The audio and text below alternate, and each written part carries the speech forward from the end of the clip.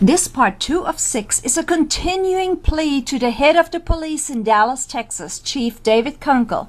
Copies were forwarded to the mayor of Dallas, Tom Leppert, FBI, YouTube, and the ACLU. I am proud to say I pretty much dried up the cash cow for USA 180, and Playball died a peaceful death a while ago. Unfortunately, they're busy on to their next scams, of which McCormick, a Dallas police officer, is a co-conspirator. USA 180 scams money in the US, UK, Canada, and Australia, but raised the bulk of their funds from this man's scam, Scott Loper, who fraudulently claims to have been tortured in Canada and insists he was a police officer when I was told by someone from the Camden Sheriff's Department who knew Loper but made it clear he had no close association with him that Loper was a mere jail guard. I was also told that his badge was fake and the department will order Loper to surrender the badge. Loper and his helpers managed to pretend the story made it into the White House. Chief Kunkle, I must include the criminals as they're close friends of your officer, McCormick, and vigorously assist him in slandering me nonstop. The fraudsters stop at nothing. It is an outrage that these crooks fraudulently used footage from a White House press conference. They feature a dubbed tape claiming Miss Perino said she knows about Loper's tragedy, when it's clear that Miss Perino is answering unrelated queries. Her body language is incongruent with what the liars insist she said. Miss Perino is waving off questions, chuckling and smiling, when according to the scammers she was supposedly asked about the murder of 2 teenagers. Miss Perino actually answers, I am not aware, to a different question, but I guess it was the closest they could dupe the public with, as they schemed to make viewers believe that she said, I am aware of the Loper story. These are the kind of criminals Officer McCormick has aligned himself with, sir. One need not wonder why they're united against me for exposing a huge international scam operation. Chief Kunkle, this barnyard character is a permanent fixture and spams comment boards 24/7. He responds immediately when someone either refers to his name or someone comments on my behalf, or he thinks the comment was made by me. How can he possibly be an effective officer and react in a timely manner should there be an actual crisis, sir? He taunts and makes sure the viewers know he is an important man with clout as he uses a city-issued computer. So many non-stop comments from McCormick daily. That takes a lot of time, but no problem for this professional officer directing viewers to his buddy, Scott Loper, also known as Harmonic Grid, who claims to be a web designer from Coeur d'Alene, yet his business is nowhere to be found.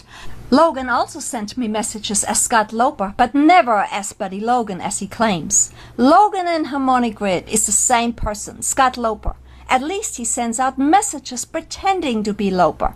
McCormick spams hundreds of comment boards slandering me, which is not only an outrageous violation of my civil rights, but his actions let the American public know that it is McCormick. By perpetrating these atrocities as a police officer, it's clear that he has serious mental issues. This can possibly all be attributed to stupidity, sir. His spelling and grammar shows him at a 3rd grade level. I'm sure that there are many McCormicks, although most likely not quite as dumb, as to my knowledge is a first that a police officer actually goes as far as making death threats on an international platform, YouTube. Nothing reticent about this asinine specimen, sir. In his quest to destroy and humiliate me for filing a complaint against him, McCormick stops at nothing, even admits that he waited a long time, and he is quite a professional, just ask him. I never expected that much vacuousness from a police officer. The actions of this little man are retaliatory, sir. It is the result of me filing a complaint, as he clearly admits. This megalomaniac has flipped and poses a seriously horrific danger to the public as he has access to a gun. I have no earthly idea whether he's lying about the reporter, since he lies about everything else. I also respectfully demand to know the identity of the reporter he boasts about. Please. Chief Kunkle, your officer, McCormick, circulates videos that have nothing to do with facts, but he doesn't let that minor detail get in the way, as he's quite a hit with the crude criminal crowd. What a shiny star for the Dallas PD. The counseling also didn't seem to have helped McCormick any, sir. He keeps showing off his destruction of me. Supporters are astonished by this man's viciousness and free reign, posting on YouTube as he's not in the least concerned how this might reflect on the Dallas Police Department, sir. Frankly, it makes us wonder where the support for his illegal actions originates. Profanity rules for the self-professed professional, sir. Nothing reticent about this character. I'll venture a guess that McCormick is the officer he refers to. I wonder what a psychiatrist would say about a police officer with many YouTube accounts openly threatening my life, especially in retaliation, Chief Kunkle.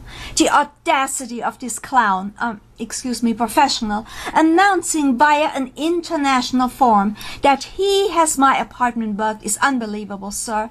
And having spoken to maintenance, I never had a problem with maintenance. On the contrary, short staff must have a lot of spare time.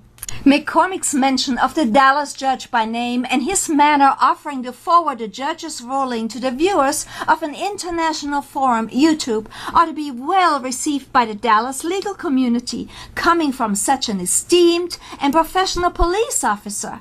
McCormick latched on to Payne, even though he knew Payne had been arrested numerous times and been in mental institutions, as McCormick asked Payne while in my apartment, "How many times have you been at Green Oaks, Edward?" McCormick became friends with Payne for no other reason but retaliation against me, for which the professional worked long and hard, Chief Kunkle. The USA 180 organization consists mostly of felons that McCormick aligned himself with, sir. Rossetti, admitting to me personally being in jail for prolonged periods. I told her that I had been put in jail a few times. But Rossetti is just one of McCormick's felon buddies, Chief Kunkle. The arrogance of this pathetic little man on a power trip is mind-boggling, sir, or maybe not. The delusions of grandeur from Tom Thumb, who can attribute his biggest accomplishment as being admired by YouTube fraudsters, is astronomical. He is in non-stop contact with his closest buds who just happen to be felons. That leaves the little man little time for real police tasks. One can well imagine he's being paid for. The taxpayers are cheated, although he wants to unburden them. The taxpayers, that is. With this death threat, sir, I respectfully suggest a psychiatric evaluation for McCormick, Chief Kunkle. McCormick is a rabid cop who stalked, harassed, defamed, and slandered me with between 30 and 50, often more comments per day, including Saturday and Sundays, for about a year, although I only recently found out about his identity.